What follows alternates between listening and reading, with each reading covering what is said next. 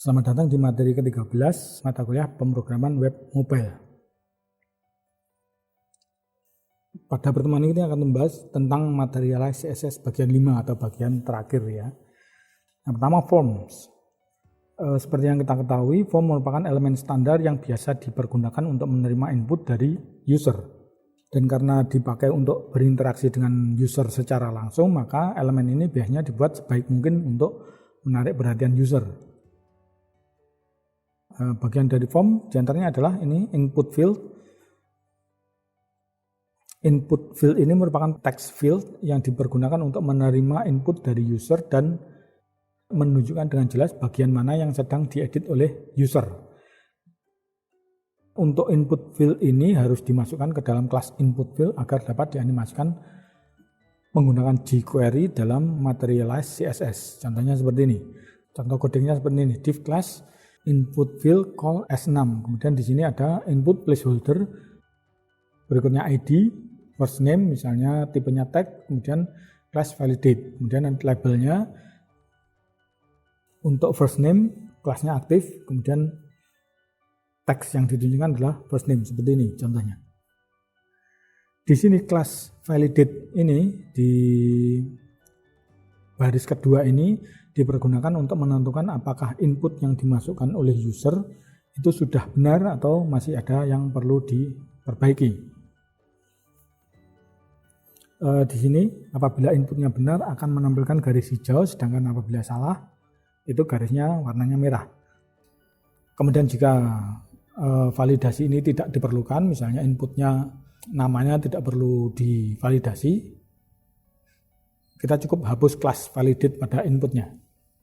Dalam Materialize CSS kita juga dapat menggunakan ikon untuk form agar tampak lebih menarik, sementara labelnya digunakan sebagai placeholder. Ini contoh codingnya. Pertama kita bikin row, kemudian di dalamnya ada kolom, kemudian dalamnya ada row lagi dengan hasil seperti ini ya. Di sini ada input field, kemudian ikonnya kita pakai account, kemudian input ID, kelasnya validate, kemudian labelnya first name. Berikutnya kelas kedua, input field, ikonnya phone, kemudian input ID-nya icon telepon, kemudian tipenya tel, kelasnya validate juga, dan terakhir labelnya icon telepon, labelnya telepon. Sebagai tambahan, jika terjadi kesalahan penulisan, misalnya email, kita dapat menggunakan custom validation dengan menambahkan data error atau data sukses pada label input field. Contohnya seperti ini.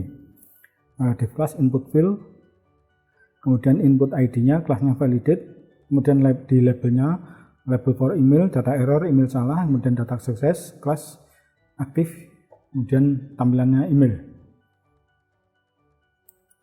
Berikutnya text area. Text area ini dipergunakan untuk menerima input dalam jumlah besar dari input field. Misalnya untuk komen ya. Elemen ini dalam Materialize CSS ukurannya menyesuaikan dengan jumlah input yang dimasukkan. Kemudian untuk efek animasinya, untuk text area ini sama dengan input field, yaitu animasinya default berubah warna hijau apabila aktif. Kemudian text area harus dimasukkan ke dalam div input field agar dapat dianimasikan oleh jQuery dalam Materialize CSS. Contoh codingnya seperti ini, div class input field, kemudian text area ID-nya text area titik sesuai dengan text area yang dituju, kemudian kelasnya Materialize text area dan stylenya apabila diinginkan, dan berikutnya label for text area, kemudian kita tulis labelnya. Di sini seperti hanya elemen input field lainnya, text area juga dapat ditambahkan ikon prefix untuk memperjelas pesan, misalnya menggunakan ikon untuk message. Nah, contoh codingnya seperti ini, div class row, kemudian div class input field, kemudian di sini ikonnya mode edit, dan seterusnya. Tadi ada text area, kemudian ada label for, sama seperti yang sebelumnya. Berikutnya elemen select. ini dipergunakan untuk menampilkan beberapa pilihan bagi user. Ini mirip dengan elemen dropdown ya. Dan juga harus dimasukkan ke dalam div input field agar dapat dianimasikan oleh jQuery dalam materialize CSS ini. Contoh kodenya seperti ini. Jangan lupa masukkan dalam div class input field, sesuaikan kolomnya, kemudian select. Di dalam select ada option untuk value. Ini ada pilihan pertama itu disable selected, kemudian value-nya 1, 2, 3 silakan diisi optionnya, kemudian labelnya silakan diisi labelnya. Variasi dari elemen select ini diantaranya adalah multiple. Ini di mana user dapat memilih lebih dari satu pilihan. Untuk menggunakan elemen multiple ini kita cukup menambahkan properti multiple. Kemudian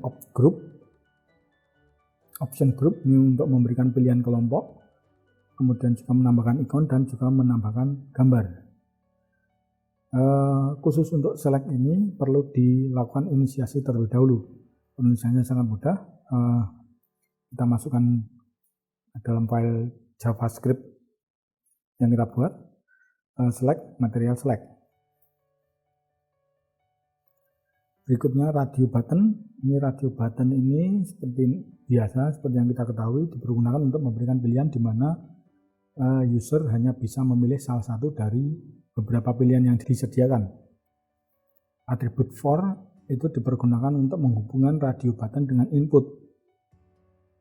Kemudian kita perlu menambahkan input ID sebagai nilai for pada label. Untuk menambahkan gap pada dot dari radio button, sisipkan kelas with dash gap pada input. Contohnya seperti ini, contoh codingnya. Di sini ada labelnya, ada teksnya, radio button digunakan dan seterusnya. Kemudian form action.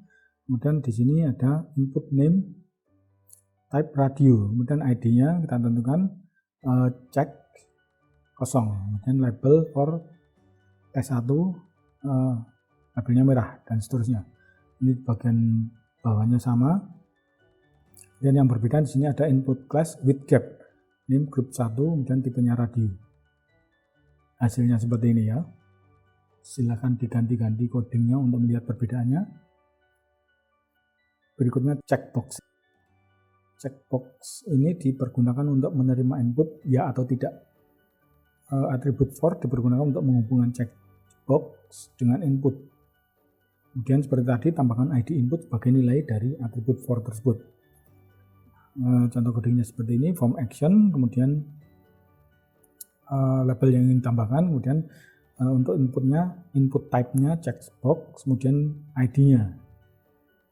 ID-nya perlu disesuaikan ya dengan elemen lainnya. Dan label for untuk ID-nya, kemudian labelnya. Di sini mana yang perlu dijelaskan? Pilihan kedua ada pilihan check. Kemudian di pilihan 3 ada class filled in, kemudian ID filled in box, kemudian check. Ada perbedaan kelasnya ya. Silakan diperhatikan perubahannya. Kemudian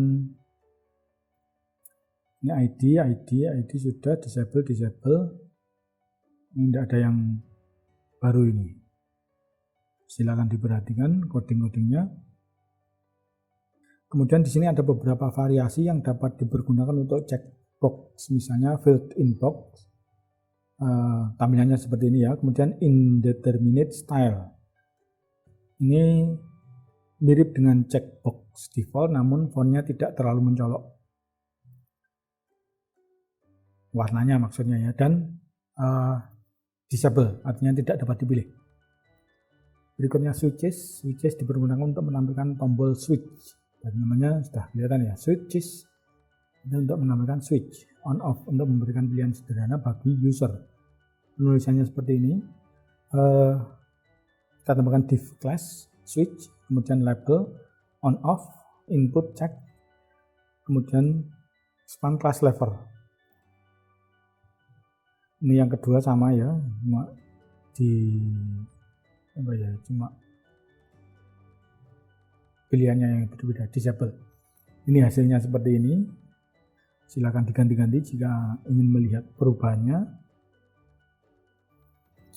Berikutnya file input ini dipergunakan untuk memungkinkan user mengunggah file dengan menggunakan jendela Explorer.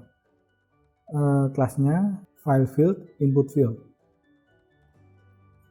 Di sini kita bikin kelas button untuk memilih file. Kemudian ada kelas file path wrapper ini untuk mencari path dari file tersebut. Mungkin cukup sekian untuk materi ke-13 mata kuliah pemrograman web mobile. Seperti biasa, file yang ditampilkan di sini sudah saya sertakan di assignment. Mungkin cukup sekian untuk materi kali ini. Sekian dan terima kasih.